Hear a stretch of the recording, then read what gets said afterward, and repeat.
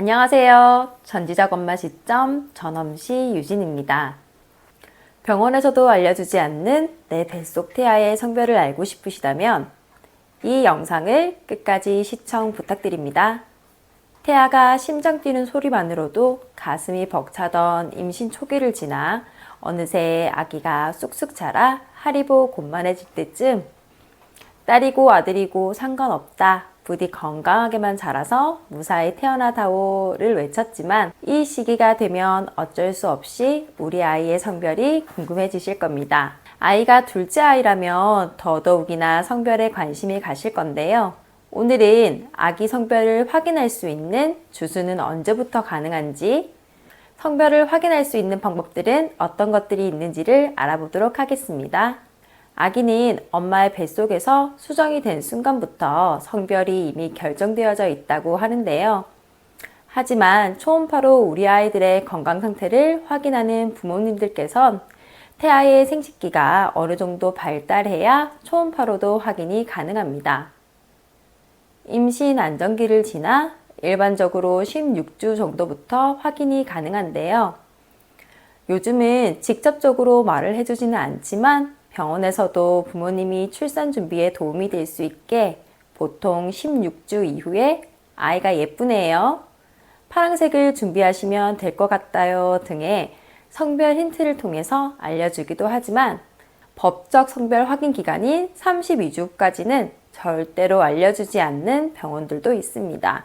보통은 19주에서 20주 정도의 정밀 초음파 검진을 통해 아이의 성별을 확인할 수 있고 30주 이후 입체 초음파를 통해 확신을 하게 됩니다. 간혹 다리를 꼬고 생식기를 꼭꼭 숨기고 보여주지 않는 저희 첫째 아이와 같은 태아들도 있습니다. 보통은 20주가 지나야 거의 정확하게 태아의 성별 확인이 가능하지만 조금은 일찍 알고 싶으신 게 부모님의 마음입니다.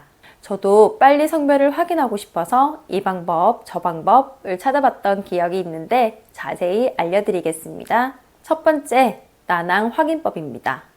난황이란 엄마의 뱃속의 영양물질로 태아가 탯줄을 통해 영양분을 공급받기 전까지 건강하게 지낼 수 있는 주요한 역할을 합니다. 난황은 임신 사실을 확인하면서 초음파를 통해 가장 먼저 발견할 수 있는 것이기도 한데요. 확인 방법은 난황의 위치가 아기 집의 왼쪽에 있으면 아들, 오른쪽에 있다면 딸이라고 합니다.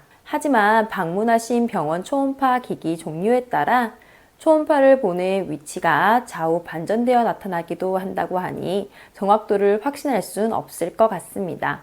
두 번째, 산모 피부 확인법입니다. 임신 중인 산모의 피부 상태를 보고 예측하는 방법입니다. 부모님들께 한 번쯤은 들어봤을 법한 아주 고전적인 확인 방법이기도 합니다. 남자아이를 임신했을 경우 태아에게서 분비되는 남성 호르몬으로 인해 엄마의 피부가 다소 거칠어지고 트러블이 자주 발생할 수 있다고 합니다. 반대로 여아를 임신했다면 좋은 피부를 유지할 수 있고요. 임산부님들의 피부 상태는 어떠신가요? 아들만 둘인 저의 경우 임신 기간 중 오히려 피부가 더 윤기 나고 좋았던 걸 보면 과학적으로 증명된 바 없는 그야말로 믿거나 말거나인 것 같습니다. 세 번째, 배 모양 확인법입니다. 딸을 임신한 배와 아들을 임신한 배의 모양이 다르다는 얘기 혹시 들어보셨나요? 이 방법 또한 태몽과 같이 고전적으로 내려오는 방법 중 하나인데요. 산모의 배가 다소 작고 앞으로 볼록 튀어나오면 딸, 배가 넓적하게 퍼지면서 배가 불러오면 아들이라고 합니다. 저 또한 아이들 모두 배가 넓게 퍼지면서 크게 불러와 주변에서 아들일 것 같다는 얘기를 많이 들었습니다. 실제로도 아들 둘인 걸 보면 신뢰할 수 있나? 라고 생각하지만 산모의 체형이나 아기가 뱃속에서 누워있는 모양에 등에 따라 차이가 많이 날 수 있다고 하니 참고만 하시면 좋을 것 같습니다. 네 번째, 베이킹소다 검사법입니다. 각도법만큼이나 많은 예비맘들의 선택을 받고 있는 방법입니다. 이는 태아의 성별에 따라 산모의 소변의 산도가 달라진다는 속설로 생겨났습니다. 산성 물질과 만나면 거품이 생기는 베이킹소다의 염기성을 이용하여 확인하는 방법입니다. 방법은 임신 10주차 이후에 아침 첫 소변을 받아 베이킹소다 한두 스푼을 넣고 거품 생성 여부를 확인하면 됩니다. 거품이 생기면 아들, 생기지 않으면 딸이라고 하네요. 5번째, 각도법입니다. 이 방법은 12주 태아의 초음파 사진과 영상을 통해 태아의 생식기와 척추뼈가 이루는 각도를 보고 성별을 예측하는 방법입니다. 병원에서 진료 보시는 선생님들께서도 종종 이 각도법을 신뢰하시는 분들도 꽤 있다고 하죠. 태아의 척추와 생식기 사이의 각도가 30도 이상 각져 있으면 아들, 0도에 가깝게 평행하면 딸이라고 합니다. 이렇게 성별을 예측할 수 있는 이유는 이 시기의 태아는 남자든 여자든 중요 부위가 밖으로 돌출되어 있지만 각도에서는 차이가 있으므로 구분할 수 있기 때문입니다. 난항 위치 성별 확인법보다는 훨씬 정확도가 높은 방법이지만 초음파의 상도가 좋아야 하고 태아의 옆모습이 잘 보여야 제대로 볼 수 있다는 단점이 있습니다. 저 또한 맘카페 등에 올라오는 다른 태아들의 초음파 각도를 비교해보고 결과를 열심히 공부하면서 저희 두 아이 모두 각도법으로 성별을 예측해 볼 수 있었습니다. 지인들의 초음파 또한 각도법으로 추측해 본 결과 거의 예측한 대로 성별을 확인하기도 하여 제대로만 확인하신다면 꽤나 정확도가 높은 방법이라고 할 수 있습니다. 각도법을 신뢰하는 아들 둘 맘이 확인하시는 팁을 드리자면 각도의 크기가 꼭 30도가량 크게 벌어져 있지 않더라도 좀 애매하네 혹은 약간의 각 그리고 0에 가까운 평행이 아니라면 딸보다는 아들일 확률이 높다는 점입니다.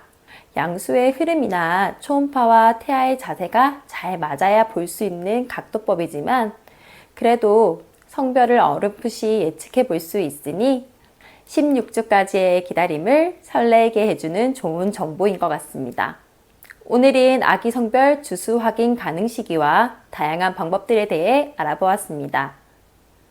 여러분, 산부인과를 가보면 원하지 않는 성별을 가졌다고 간혹 슬퍼하시는 산모님들도 계십니다. 사실 저도 둘째도 아들이란 소리를 듣고 조금 속상하기도 했었고요. 당장 속상함은 있겠지만 아들, 딸 성별보다 중요한 것은 건강한 아이가 태어나는 것입니다. 아기를 키워보니 참 힘든 것도 많고 행복한 것도 그만큼 많은데요. 그래도 안 아프고 건강하게 잘 자라주는 것이 가장 행복한 일인 것 같습니다. 아기를 기다리는 산모님들, 이 시간에도 아이와 고군분투하며 행복을 쌓아가고 있는 육아맘들 모두 행복한 하루 되셨으면 좋겠습니다. 오늘 이 영상이 도움이 되셨다면 좋아요와 구독 부탁드립니다. 감사합니다.